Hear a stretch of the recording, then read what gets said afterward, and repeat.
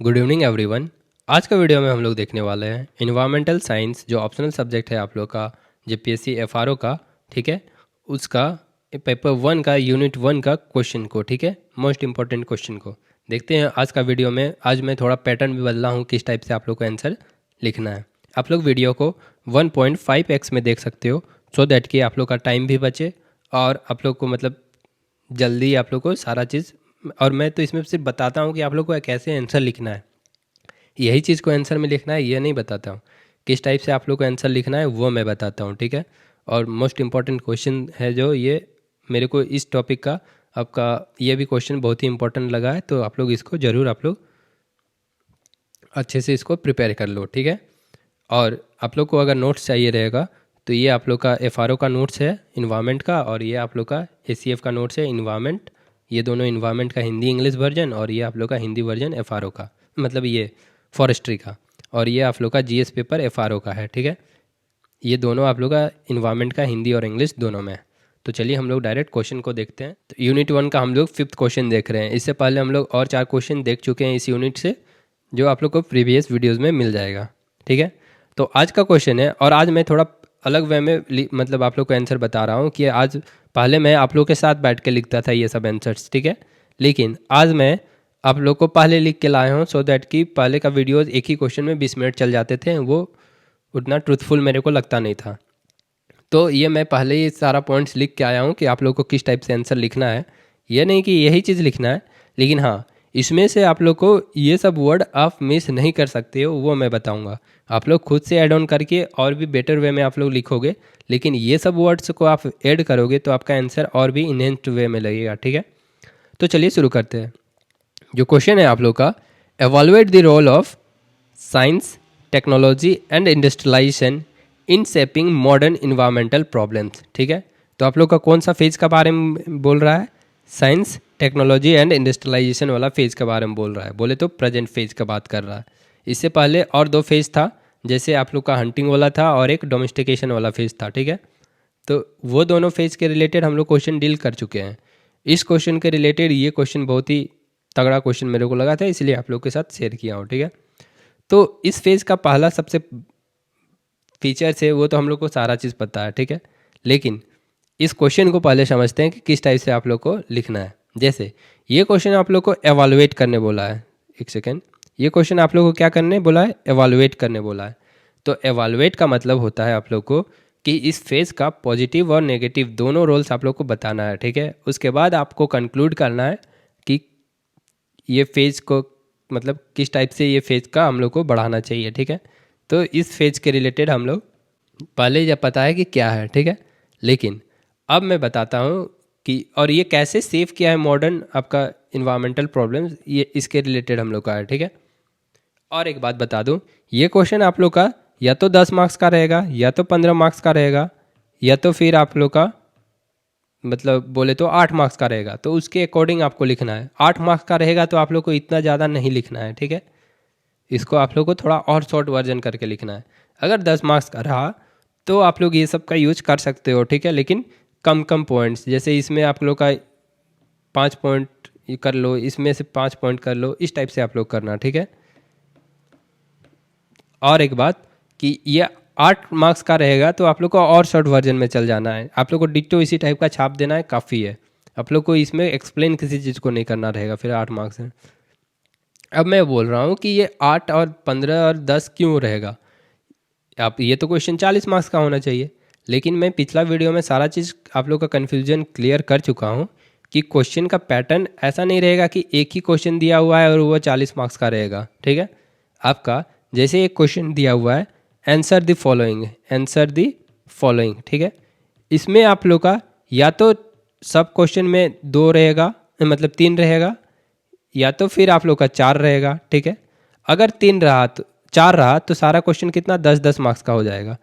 और इस 10-10 में अगर एक क्वेश्चन ये रहा तो आप लोग को किस टाइप से आंसर लिखना है वो मैं अभी बताया। ठीक है, या तो फिर 3 रहेगा तो ये 15-15 15 15 15 रहेगा, 15 बोलते 10 रहेगा। ठीक है, 10 रहेगा, तो उस समय आप लोग को किस टाइप का, अगर ये 15 मार्क्स का रहा तो आप लोग को किस टाइप से आंसर लिखना है। ठीक है, एक ही क्वेश्चन रहेगा लेकिन सब क्वेश्चन रहेगा जिसमें आप लोग का मार्क्स डिस्ट्रीब्यूटेड रहेगा।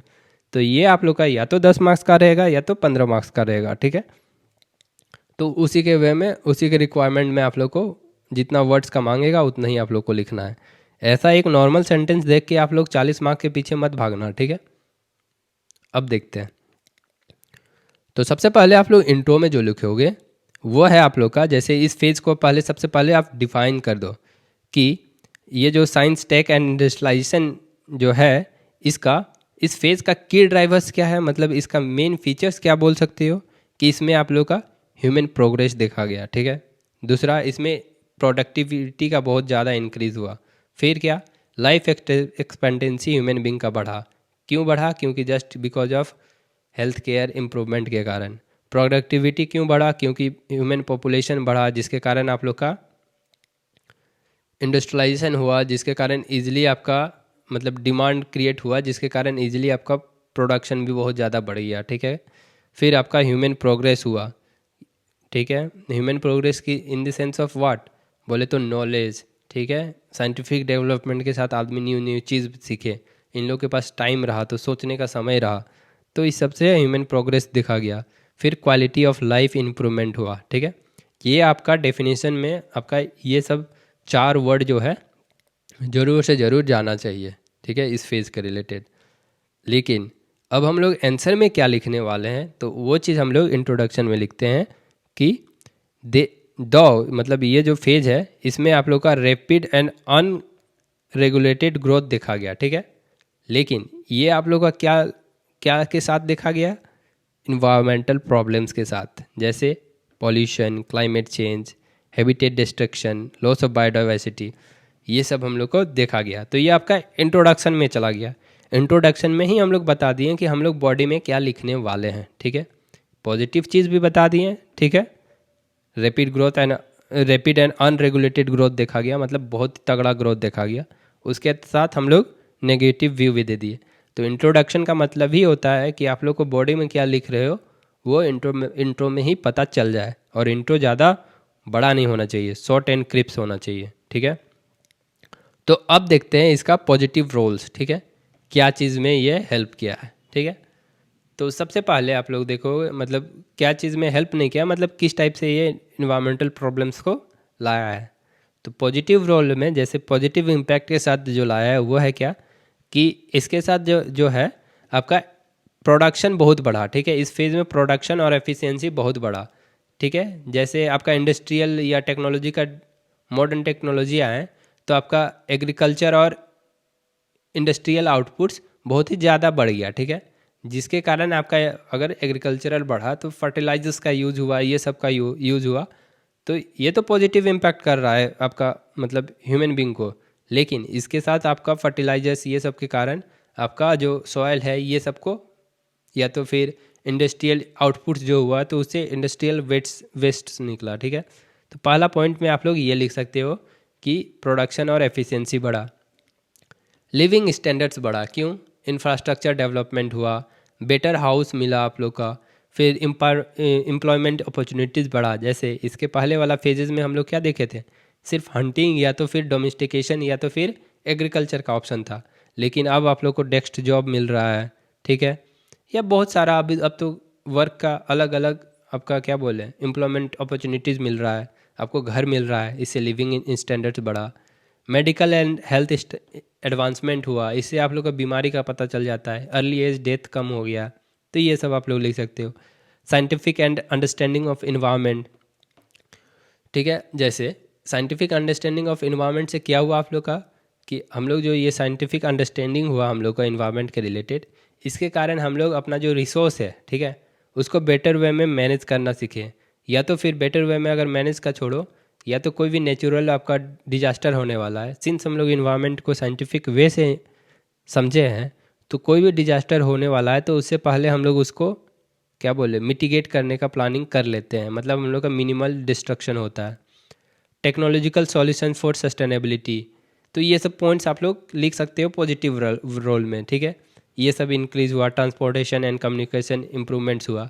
तो इसको थोड़ा थोड़ा क्वेश्चन के अकॉर्डिंग, अगर क्वेश्चन आप लोग का बोल रहा है ये 15 मार्क्स का या 10 मार्क्स का है, तो थोड़ा 15 मार्क्स का है तो आप लोग सब टॉपिक में एक्सप्लेन करना, नहीं तो 10 मार्क्स में आप लोग इतना लिखो और थोड़ा मोड़ा एक दो वर्ड और मतलब इस सेंटेंस को और बेटर वे में लिख दो, उतना ही काफ़ी रहेगा। ठीक है, तो इस टाइप से आप लोग इजीली लिख सकते हो। और ये सब आप लोग के पास नहीं है तो ये सब आप लोग का ये नोट्स में प्रोवाइडेड है, आप लोग टेलीग्राम से ये सब ले सकते हो। ठीक है, जो मिनिमल कॉस्ट पे है। ये आप लोग का एफआरओ का नोट्स है। ठीक है, और ये आप लोग का एसीएफ का नोट्स है। एसीएफ का नोट्स में हम लोग प्रोवाइड कर रहे हैं, वो है आपका इन्वायरमेंट का जो ऑप्शनल है उसका हिंदी और इंग्लिश वर्जन, और फॉरेस्ट्री का हिंदी वर्जन। ठीक है, और एफआरओ जेपीएससी एफआरओ में जो है वो है आप लोग का इन्वायरमेंट का हिंदी वर्जन, और ये है इन्वायरमेंट का इंग्लिश वर्जन, और ये है आप लोग का जीएस पेपर का नोट्स। तो आप लोग टेलीग्राम से ये ले सकते हो। अब अगला देखते हैं हम लोग, ये वाला इसका नेगेटिव इम्पैक्ट्स। ठीक है, ये हम लोग का बॉडी का ही बात कर रहे हैं। तो पहला आप लोग का नेगेटिव हुआ कि air water and soil pollution इस फेज़ में बहुत ज़्यादा देखा गया। ठीक है, air water and soil pollution कैसे हुआ है, आप लोग इसको बार बार लिखते होगे कि केमिकल एफ्लुएंट से हुआ, या केमिकल एफ्लुएंट्स हो गया, फिर आप लोग का क्या हो गया, इंडस्ट्रियल वेस्ट हो गया। तो ये सब पॉइंट्स आप लोग लिख सकते हो। ठीक है, दूसरा क्या, इस फेज़ में आप लोग का रिसोर्स डिप्लीशन हद से ज़्यादा हुआ। क्या, रिसोर्स डिप्लीशन हद से ज़्यादा हुआ। रिसोर्स डिप्लीशन का मतलब कि आपका जो कुछ भी चीज़ का आप लोग ओवर यूज कर लो, जैसे पानी का ओवर यूज कर लिए, फॉरेस्ट का ओवर यूज कर लिए, मिनरल्स का ओवर यूज कर लिए। मतलब डिप्लीट करना मतलब रिसोर्स आप लोग का घट रहा है। क्या हो रहा है, घट रहा है। क्लाइमेट चेंज देखा गया। क्लाइमेट चेंज कैसे देखा गया कि आप लोग का जैसे ग्रीन हाउस गैसेस बहुत ज़्यादा आप लोग एमिट करते हो। ठीक है, जिसके कारण आप लोग का ग्लोबल वार्मिंग हो रहा है, या तो इराटिक रेनफॉल हो रहा है। तो ये सब आप लोग का क्लाइमेटिक चेंज में चला गया। ठीक है, अगला देखते हैं हैबिटेट डिस्ट्रक्शन। हैबिटेट डिस्ट्रक्शन का मतलब जैसे हम लोग अर्बनाइजेशन कर रहे हैं। ठीक है, जिसके कारण हम लोग फॉरेस्ट को हम लोग काट दे रहे हैं। ठीक है, या तो फिर आप लोग का बहुत ज़्यादा खेती बाड़ी कर रहे हो, तो वो जो एक हैबिटेट था, मान लो वो फर्टाइल लैंड था, वो आप लोग का क्या हो जा रहा है, डेजर्टिफिकेशन में चल जा रहा है। मतलब ओवर यूज करके हम लोग क्या कर दे रहे हैं, उसका पूरा हैबिटेट ही डिस्ट्रक्ट कर दे रहे हैं। बायोडाइवर्सिटी लॉस कैसे, जैसे बायोडाइवर्सिटी लॉस कैसे हो रहा है, जैसे आपका पॉल्यूशन बढ़ गया। ठीक है, पॉल्यूशन बढ़ा, फिर आपका लैंड यूज चेंज हो गया, जिसके कारण जो आपका कोई भी एक एरिया का जो है आपका प्लांट्स एंड एनिमल्स स्पेसीज हैं, जैसे एक फॉरेस्ट बना। ठीक है, वहाँ पे मान लो आप एक ये बना दियो, क्या, लैंड यूज बदल दिए, बोले तो फॉरेस्ट के बीच में आप एक रोड निकाल दिए। ठीक है, तो इस रोड निकाल दिए तो यहाँ पे जो भी आपका स्पेसीज या प्लांट्स था वो इम्पैक्ट कर गए हैं, जिसके कारण उन लोग का पूरा मतलब लाइफ ही ख़त्म हो गया, बोले तो उन लोग का स्पेसीज ही ख़त्म हो गया। तो ये होता है। फिर वेस्ट जनरेशन्स होता है बहुत ज़्यादा, जैसे प्लास्टिक हो गए, ई वेस्ट हो गए। आजकल लोग मोबाइल जो लेते हैं उसको फेंक देते हैं, उसका चार्जर फेंक देते हैं। तो और ये सब बहुत ही ज़्यादा इंक्रीज़ हो गया है अभी के ज़माने में। तो ये आप लोग का नेगेटिव रोल्स रहा। ये आप लोग एवालुएट कर रहे हो। पॉजिटिव एवालुएशन में ये सब पॉइंट्स आप देखो। ठीक है, नेगेटिव एवालुएशन में ये सब पॉइंट्स आप लिखोगे। अगला देखोगे कि unintended ecological impacts. Unintended ecological impact का मतलब होता है कि ना चाहते हुए भी आप लोग का इकोलॉजी इम्पैक्ट कर जा रहा है। ठीक है, जैसे हम लोग न्यूक्लियर एनर्जी का यूज कर रहे हैं, तो न्यूक्लियर एनर्जी का हम लोग यूज़ क्यों कर रहे हैं, एनर्जी प्रोडक्शन में, मेडिकल फील्ड में, लेकिन और एक जो है आप लोग का बॉम्बिंग वाला फील्ड में। तो ये तीनों फील्ड में तो हम लोग न्यूक्लियर एनर्जी का यूज़ कर रहे हैं, लेकिन आप लोग का जो दो फेज मैं बताया कि या तो मेडिकल में कर रहे हो या तो एनर्जी में कर रहे हो, वो नेसेसरी हम लोग को यूज़ करना है। ठीक है, लेकिन इसका जो आप लोग का वेस्ट जो है न्यूक्लियर वेस्ट, आप लोग का ना चाहते हुए भी किसको वेस्ट कर रहा है, मतलब डैमेज कर रहा है, इकोलॉजी को। ठीक है, इन्वायरमेंट को। सिंथेटिक केमिकल्स के बिना हम लोग का लाइफ अभी अधूरा है। हर चीज़ में ये केमिकल्स का ज़रूरत पड़ता है। ठीक है, लेकिन ये भी किसको इम्पैक्ट कर देता है, इन्वायरमेंट को, इकोलॉजी को। ठीक है, जीएमओज का मतलब होता है जेनेटिकली मॉडिफाइड ऑर्गेनिजम्स। मतलब ये सब ऑर्गेनिज्म जो हम लोग जेनेटिकली मतलब क्या बोले हैं, लैब में ग्रोन होते हैं ये सब। ठीक है, उन लोग का जीन्स में थोड़ा ये करते हैं, क्या, मॉडिफिकेशन करते हैं, और हम लोग को जो डिमांड रहता है उसके अकॉर्डिंग उसको बनाते हैं। ठीक है, अलग अलग फीचर डालते हैं। तो ये सब भी हम लोग के लिए तो बेनिफिशियल है, लेकिन कहीं ना कहीं आप लोग का ये आप लोग का इकोलॉजी को भी इम्पैक्ट करता है। ठीक है, तो ये हो गया हम लोग का एवोल्यूशन, बॉडी में हम लोग एवोल्यूएट कर दिए। अब हम लोग कंक्लूड करते हैं कि ये जो फेज़ है आप लोग का साइंस, टेक एंड इंडस्ट्रियलाइजेशन, ये आप लोग का डबल एज स्वॉर्ड है, ठीक है, मतलब दो धारी तलवार है। कैसे? जैसे कि ये जो है आपका एडवांसमेंट ऑफ ह्यूमन के लिए तो हेल्प किया, ठीक है, या ह्यूमन सोसाइटी को क्या किया, एडवांस किया, ठीक है, लेकिन ह्यूमन सोसाइटी को एडवांस किया, लेकिन इसके साथ सीरियस इन्वायरमेंटल प्रॉब्लम्स भी लाया, ठीक है। ये एकदम बेस्ट कंक्लूडिंग लाइन में इसका ये जो फेज का है ये एकदम तगड़ा मेरे को लगा, ठीक है, जो लाइन आप लोग मिस नहीं कर सकते हो। इतना में आप कंक्लूड कर चुके हो, ठीक है, लेकिन थोड़ा आप लोग प्रोग्रेसिव थॉट भी आप लोग को प्रेजेंट करना है। तो उसमें क्या लिखोगे कि बैलेंसिंग प्रोग्रेस विथ सस्टेनेबिलिटी, ठीक है। प्रोग्रेस जो होना चाहिए वो अगर हम लोग को सस्टेनेबिलिटी के अकॉर्डिंग, मतलब सस्टेनेबल होना चाहिए, मतलब अगर करना है तो हम लोग को क्या ज़रूरत है, क्लीन टेक्नोलॉजी का ज़रूरत है, प्रॉपर रेगुलेशंस का ज़रूरत है, एंड किस चीज़ का, रिस्पॉन्सिबल प्रैक्टिसेस का ज़रूरत है, ठीक है। मतलब हम लोग क्या बोले, एक समझदार आदमी जैसा बिहेव करें कि कहीं पे भी प्लास्टिक ना फेंकें, मतलब खुद को भी हम लोग को ये करना है, रिस्पॉन्सिबल बनाना है टुवर्ड्स नेचर, ठीक है। तो इस टाइप से आप लोग इसका आंसर लिख सकते हो, ठीक है। क्वेश्चन के डिमांड के अकॉर्डिंग लिखने का ट्राई करो एज अ इन्वायरमेंट का आंसर लिख रहे हो आप लोग को, ये सब वर्ड एकदम प्रॉपर वे में लिखना है, ठीक है। अब हम लोग नेक्स्ट वीडियो में मिलते हैं। ये वीडियो भी थोड़ा लॉन्ग हो गया, अब जो वीडियोस जो आएंगे वो और भी लॉन्ग होंगे, वो आप लोग का एक ही वीडियो में मैक्सिमम 7-8 क्वेश्चन या 4-5 क्वेश्चन हम लोग डील करने का ट्राई करेंगे। तो अब इसका फ्रिक्वेंसी भी हम लोग बढ़ाने वाले हैं और प्लान कर रहे हैं कि इवनिंग में आपका जो है 9:15 से या 9 बजे से आपका आधा घंटा का एक सेशन होगा, जिसमें आप लोग लाइव जुड़िएगा और आप लोग का क्वेश्चन जो रहेगा उसको कैसे आप लोग लिखोगे वो मैं बताऊंगा, ठीक है।